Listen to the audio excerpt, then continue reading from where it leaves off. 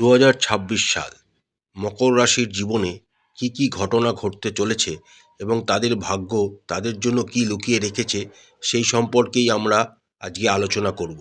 বছরের শুরুতেই আপনাদের রাশির সাপেক্ষে দ্বিতীয়ভাবে রাহু, তৃতীয়ভাবে শনি, ষষ্ঠভাবে বৃহস্পতি এবং অষ্টমভাবে কেতু অবস্থান করবেন।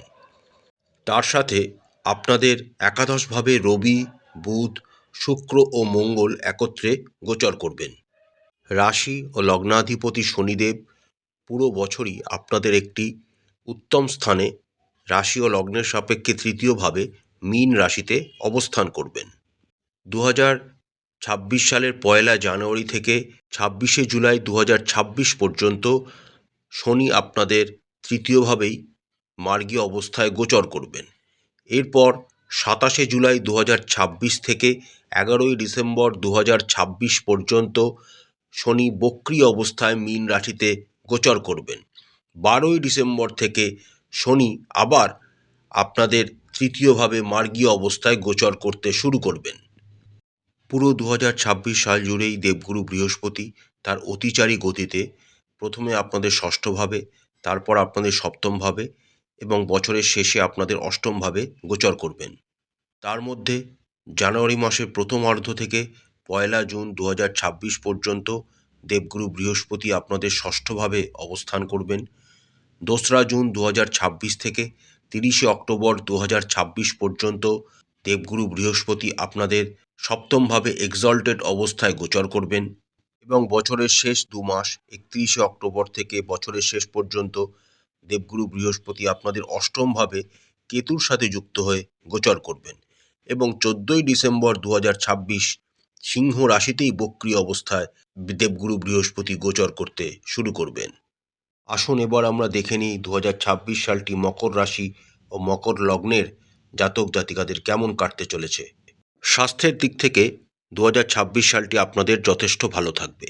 আপনাদের রাশি ও লগ্নাধিপতি শনিদেব একটি অনুকূল অবস্থায় পুরো 2026 সাল জুড়েই আপনাদের তৃতীয়ভাবে অবস্থান করবেন।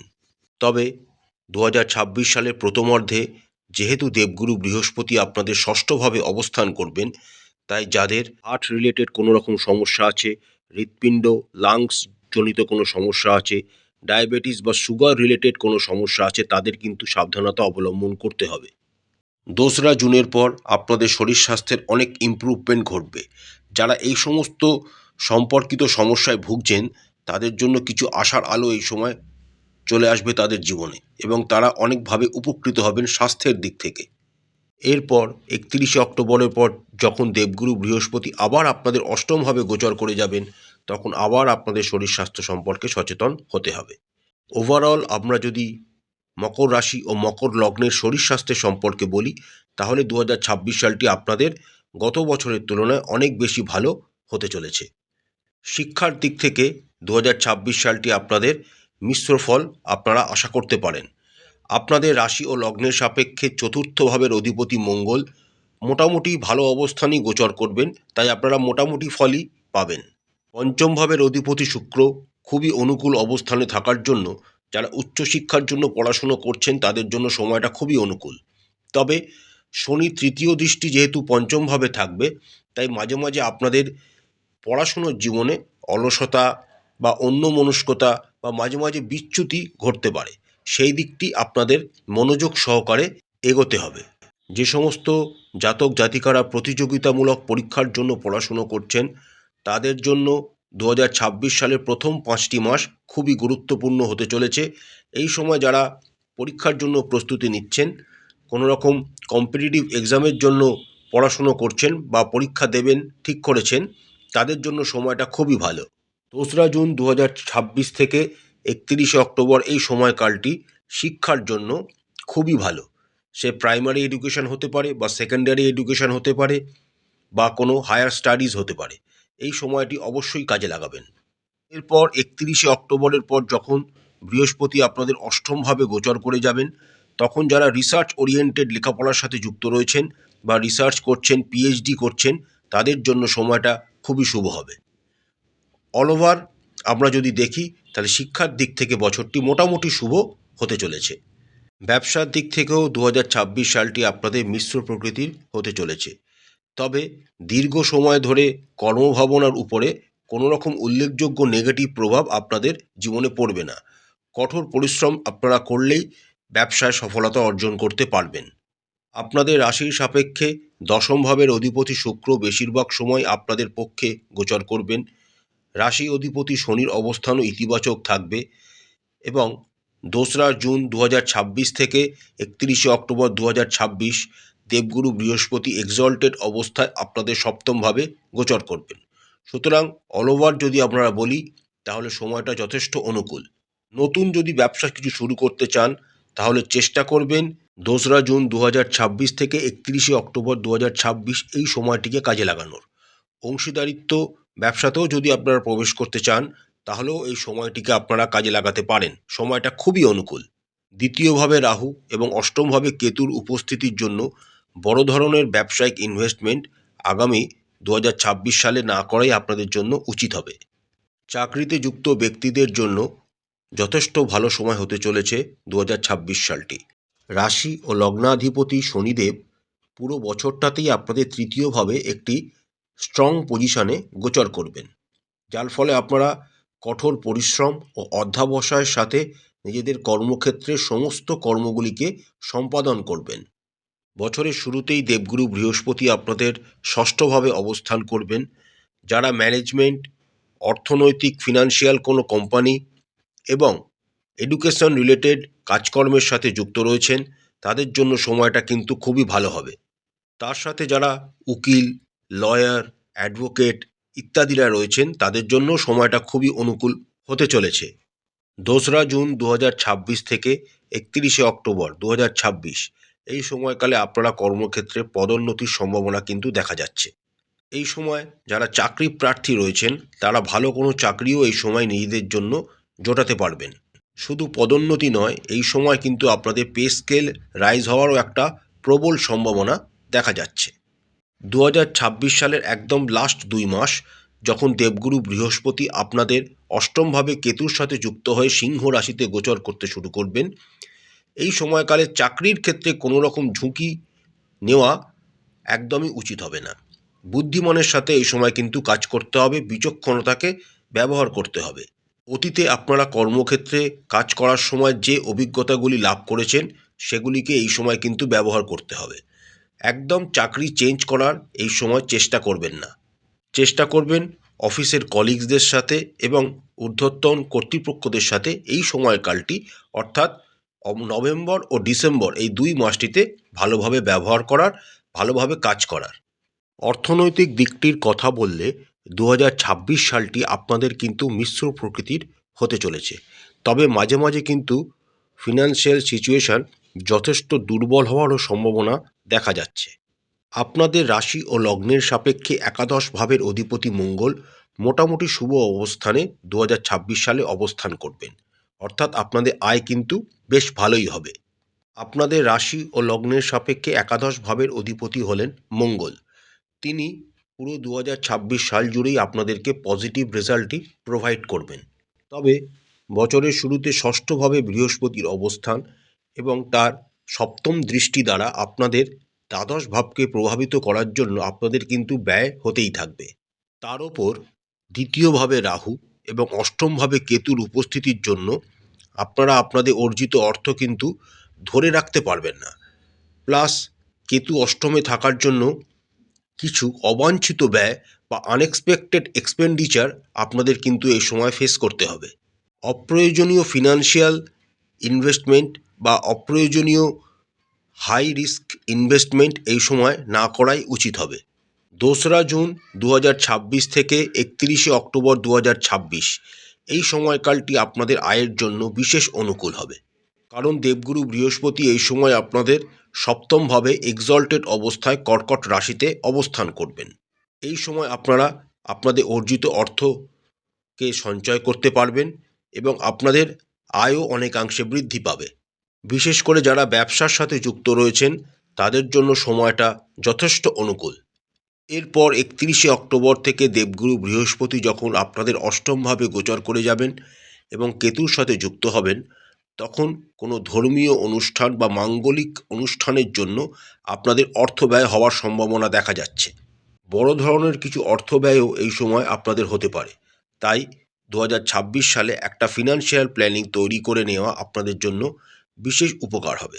যারা মিউচুয়াল ফান্ড বা শেয়ার মার্কেটে ইনভেস্ট করতে চাইছেন, তারা চেষ্টা করবেন 2রা জুন 2026 থেকে 31শে অক্টোবর 2026 এই সময়কালটিকে বিশেষভাবে কাজে লাগানোর। সময়টা যথেষ্ট অনুকূল। প্রেম জীবনের দিক থেকে 2026 সালটি আপনাদের মোটামুটি হওয়ার সম্ভাবনা দেখা যাচ্ছে।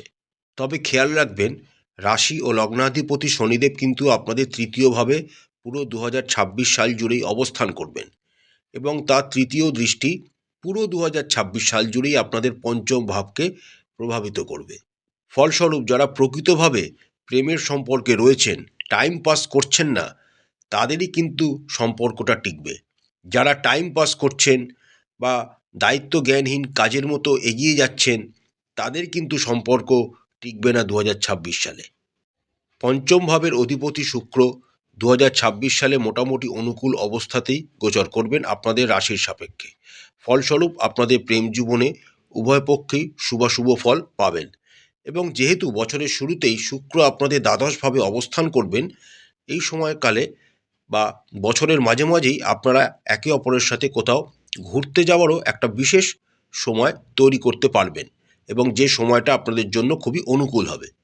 দেবগুরু বৃহস্পতি পুরো বছরই আপনাদের ষষ্ঠ, সপ্তম এবং অষ্টম ভাবে গোচর করবেন।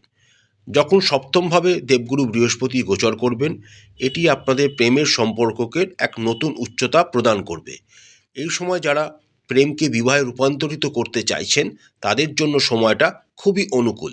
এরপর যখন দেবগুরু বৃহস্পতি আপনাদের অষ্টমভাবে গোচর করে যাবেন, তখন কিন্তু প্রেম সম্পর্কিত বিষয় আপনাদের যথেষ্ট সাবধানতা অবলম্বন করতে হবে।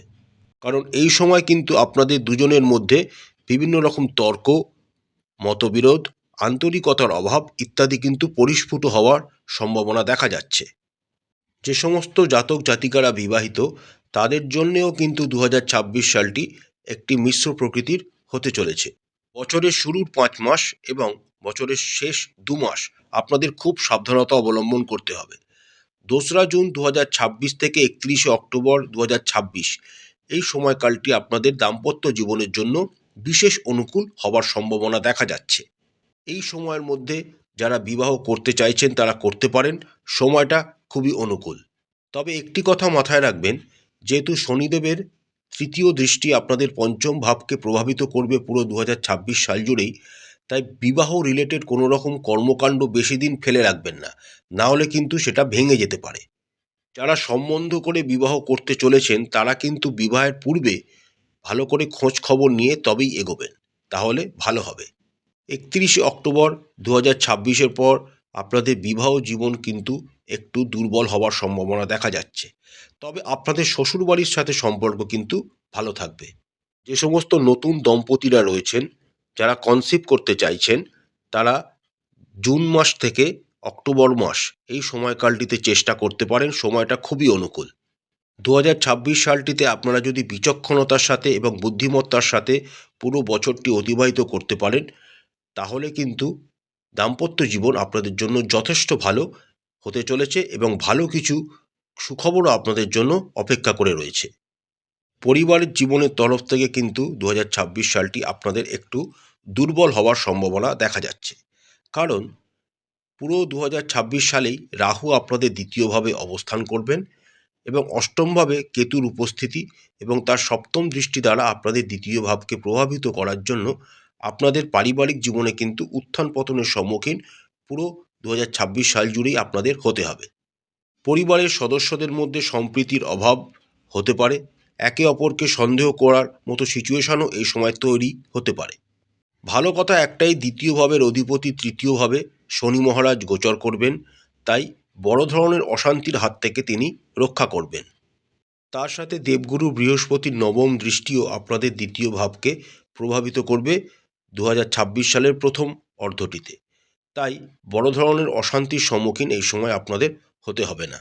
তবে সম্পত্তি সংক্রান্ত কোনো রকম সমস্যা যদি অতীতে থেকে থাকে, তাহলে সেখান থেকে আপনারা সমাধান অর্জন করতে পারবেন, যার ফলে বাড়ির পরিবেশ ভালো থাকবে।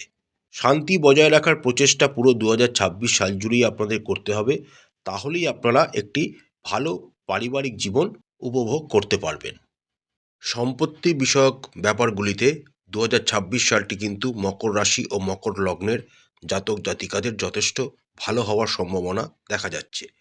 চতুর্থভাবে কোনো রকম নেগেটিভ প্রভাব না থাকার জন্য আপনাদের সম্পত্তি কিনতে বা তৈরি করতে কোনো রকম অসুবিধার সম্মুখীন হতে হবে না। চতুর্থ ঘরের অধিপতি মঙ্গল, যাকে ভূমিপুত্র হিসাবে চিহ্নিত করা হয়, তিনি 2026 সালে মোটামুটি শুভ অবস্থানেই থাকবেন। তাই আপনারা যারা জমি বাড়ি বা কোনো রকম ফ্ল্যাট ক্রয় করতে চাইছেন, তাদের জন্য সময়টা যথেষ্ট অনুকূল। জমি সংক্রান্ত বিষয় বা বাড়ি সংক্রান্ত বিষয়গুলি সাথে যারা যানবাহন ক্রয় করতে চাইছেন, সেই যানবাহনে কারকগ্রহ শুক্রও আপনাদের অনুকূল ফলাফল প্রদান করবে। আপনারা যারা নতুন গাড়ি কিনতে চাইছেন, তারা সফলতা অর্জন করবেন। অর্থাৎ সামগ্রিকভাবে জমি, ভবন বা যানবাহন সম্পর্কিত বিষয় মকর রাশি ও মকর লগ্নের জাতক জাতিকাদের যথেষ্ট অনুকূল ফলাফল 2026 সালে আসতে চলেছে। প্রতিকার স্বরূপ আপনারা রাশি ও লগ্নাধিপতি শনিদেবের বীজ মন্ত্র প্রত্যেক দিন 108 বার করে জপ করবেন। প্রত্যেক দিন একটি নির্দিষ্ট সময় হনুমান চালিসা অবশ্যই পাঠ করবেন এবং বজরংবলীর প্রত্যেক মঙ্গলবার পূজা করবেন। নিজেদের মা বা মায়ের মতো কোনো মহিলার সবসময় সেবা করবেন এবং তাদের সাথে সম্পর্ক ভালোভাবে বজায় রাখবেন। প্রতি বৃহস্পতিবার ছোলার ডাল যে কোনো মন্দিরে গিয়ে নিবেদন করবেন। নিয়মিত গণেশের পূজা করবেন এবং গণেশ সূক্তম বা গণেশ অথর্বশীষ অবশ্যই পাঠ করবেন। আশা করছি 2026 সালটি প্রত্যেক মকর রাশি ও মকর লগ্নের জাতক জাতিকাদের খুব ভালো কাটবে। মা কালী আপনাদের মঙ্গল করুন, আপনাদের সমস্ত মনের ইচ্ছা ও মনস্কামনা মা কালী পূরণ করুন।